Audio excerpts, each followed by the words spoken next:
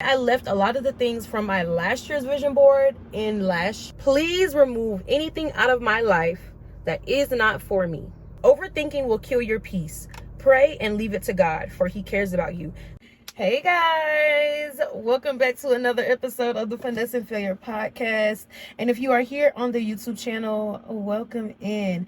There are going to be a couple of things that are different about this video than any other video. Is number one, I actually should have put this video out well over 4 to 5 months ago.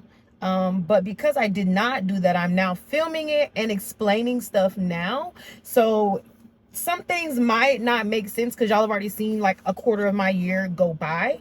And then two, I lost my microphone set, which is like kind of bad because I really love it and it's such good quality. So this might be sounding a little bit different than my other videos, and that's really just because I don't have a microphone. I am literally using my camera's microphone, so bear with me.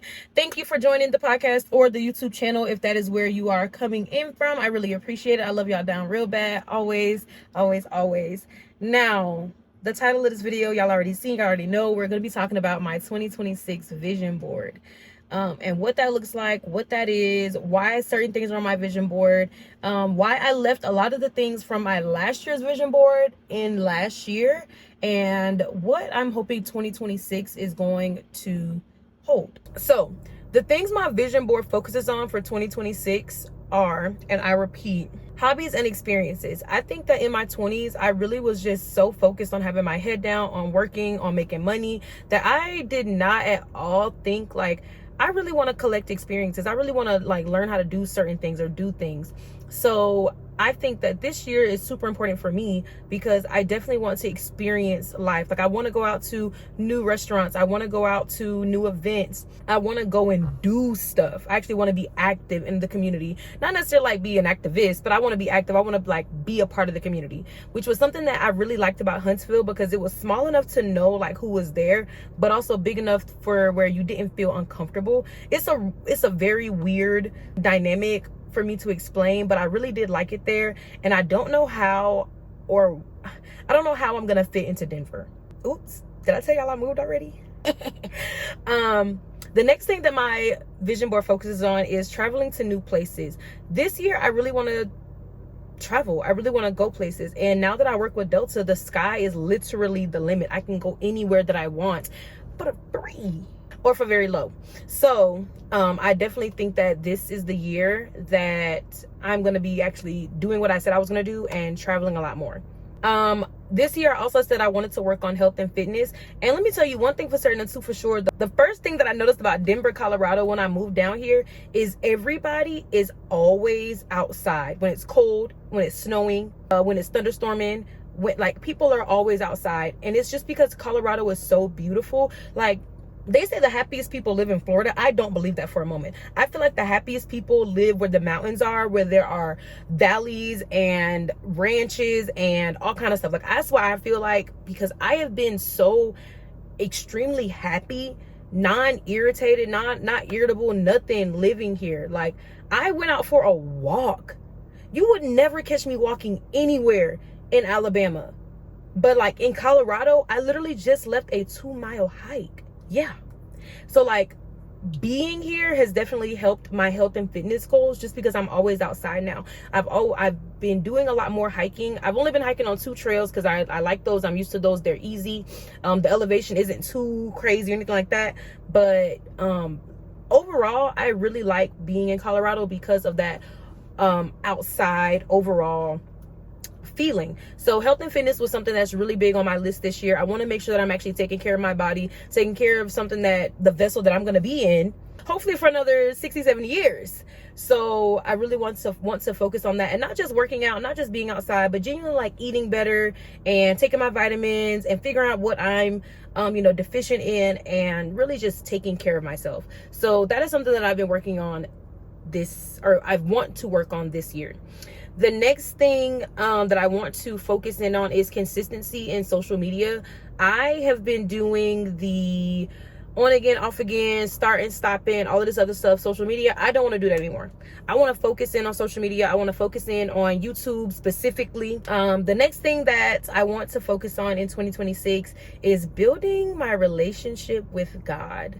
Now, this one for me is a lot more difficult because I used to be the girl who, God. Oh, okay. Okay, so I'm not gonna lie. It took me a minute to find my vision board because I was trying to pull up the actual vision board itself. We're gonna start at the top left of my vision board. And this is what my vision board says. It says, be gentle. You are meeting parts of yourself you have been at war with. Now, this right here spoke to me on different levels because for the last couple of years, I have really not felt like, one, myself, but two, I have really been trying to find my calling, find my way. And I'm like, dang, I'm being so hard on myself. I am being so like mad that I'm not where I'm supposed to be yet, but I'm not where I'm supposed to be at because the Lord don't want me there yet. The Lord wants me to keep working on myself. So that's what I'm having to do.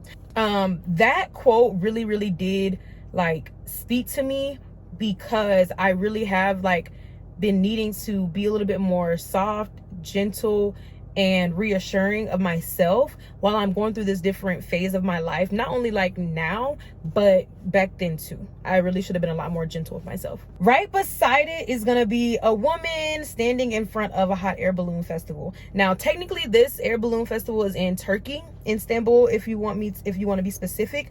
But one of my goals this year is to actually go and get in a hot air balloon. So hopefully I can catch one really, really soon, or within the year, because I genuinely just like really want to go. It's one of like my bucket list items, and I just think they're super beautiful. I think they're really nice, really pretty, and I love like being outside now.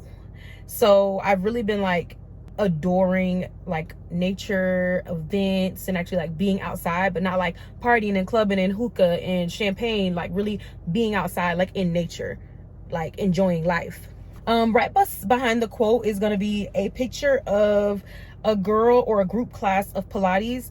One of my biggest things I wanted to focus on this year was fitness. So let's go back over this vision board. There's going to be a couple of parts of this video, and I'm going to explain a little bit more about my vision board. So on my vision board, there are a combination of things. Photos that I'm going to either recreate, that's my goal, photos that I'm either going to recreate myself, or quotes that I want my year to be like to live by, things that I want to do, places I want to go, and genuinely like this is the vision of the life that I want to live, which is the purpose, right, of a vision board. So the quotes, first of all, there are quotes and there are scriptures. I'm going to read you off the scriptures that I put on my vision board. The first one says, trust God from the bottom of your heart. Don't try to figure out everything on your own. Listen for God's voice in everything you do, everywhere you go. He's the one who will keep you on track.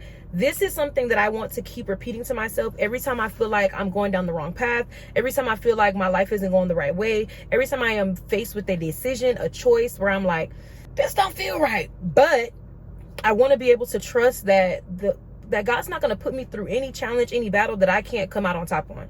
So that's one of the quotes that I want my 2026 to be surrounded by. The second one is, overthinking will kill your peace. Pray and leave it to God, for he cares about you. This for me took over in the summer, well, the end of summer, early fall of 2025. I realized that once I prayed about it and let it go, I no longer felt anxiety about it. I no longer was worried about it. I no longer wanted to figure out like what the outcome was going to be. I prayed about it and let it go. And that helped me with my mind, my journaling, overall my well-being, because I was no longer stressed out and worrying. I was literally like, all right, well, we're going to see what's going to happen. And that helped me so much. So again, this year I am implementing that back into my routine, into the things that I do. Like, oh, I wonder how this is going to turn out. Nope. Pray about it. Leave it with God. Whatever is for me will be for me because he wants it to be for me. The second to the last scripture that's on here says, above all else, guard your heart, for everything you do flows from it. And for me, instead of this being like, oh, I ain't dating, I ain't being with no man no more, this more so was for me saying, you really need to stop and think about it and stop giving your heart to everything that you do, because everything that you do doesn't deserve 100% of your heart. Everyone that comes into your life doesn't deserve 100% of your heart. So this is something that I wanted to sincerely focus on this year as well, because I can't keep giving 110% of myself to things that don't shape me, if that makes sense. The last one says, you will succeed in whatever you choose to do, and light will shine on the road ahead of you. Obviously, if y'all have heard me talking at all for 2 minutes during this video, you already know and have heard me say, I really just want God to pave my path. I really just want God to show me where I'm supposed to be going, what I'm supposed to be doing. I really want God to lead my way. I don't want to be in control of my life anymore. I don't want to lead the way. I want to listen to what he wants for me, and I'm going to go that path. So that's what that one is about. And then this one, again, this is again about paving the road. Do not fear the road ahead, for God walks with you. His hand will guide you, and his grace will sustain you through every trial. I have read that so many times between December 9th and today, because I'm about to get emotional, because I was so scared, so fearful, so worried, so anxious, so tired. I didn't know what I was about to do. I didn't know what was going on. And then all of a sudden, life just started happening like crazy. And I prayed and prayed and prayed and prayed and prayed and prayed. And this scripture right here, do not fear the road ahead, for God walks with you. I should have just stopped right there, because that's all I needed to worry about. That's all I needed to know. But I didn't. I kept going. His hand will guide you, and his grace will sustain you through every trial. And every trial that I went through in 2025, every trial that I am going through in 2026 has been something that I would have never imagined. The emotions that I feel, the patience that I have, the growth that I have been experiencing, like crazy. And then there's one other quote on here. It says, trust the process. And it says, trust the process. I'm proud of my progress, because everything isn't going to be overnight. And this is something that I've had to continue to remind myself. I want results like this, but everything is not going to be overnight. Everything is not going to be, everything is not going to be so quick to come into fruition. So I have to be able to trust the process that I'm going through and be proud of the progress that I'm making, even if it isn't the finish line. Now, the rest of my vision board is pretty self-explanatory. You're going to see a lot of activities on here, whether it's reading, whether it's pottery, hiking, walking, which I told y'all I already took up hiking. Your girl been hiking. Yoga, Pilates. Again, I really be wanting to read. I really want to get back into reading. Self-care is something else that I didn't say was a focus, because I've been doing really, really good with taking care of myself and being there for myself. But self-care also goes into health and fitness and making sure that I'm doing what I'm doing. Traveling is also on my bucket list, but more so, instead of traveling, actually experiencing the places that I'm going. I don't want to just sit in a hotel and go out to eat one time and swear up and down that I went to a new city. No, I want to experience the city. I want to experience the food. I want to experience the locals. I want to experience the culture surrounding in that city. So that's one of the things that I'm really, really, really focused on. And then the last thing is really just feeding my mind, my body, and my spirit. And that all ties my 2026 vision board up. I know that a lot of people don't like sharing their vision boards, but in the last coming of years, like, it's been a lot more popular to share your vision board, and people are really like into it. And I love sharing my vision boards, because I want everyone to see, like, this is what I want to do for my year. This is where I want to put my effort in for my year. But I want you guys to prepare for a update on new city, new job, new me. I'll see y'all in the next episode. Bye.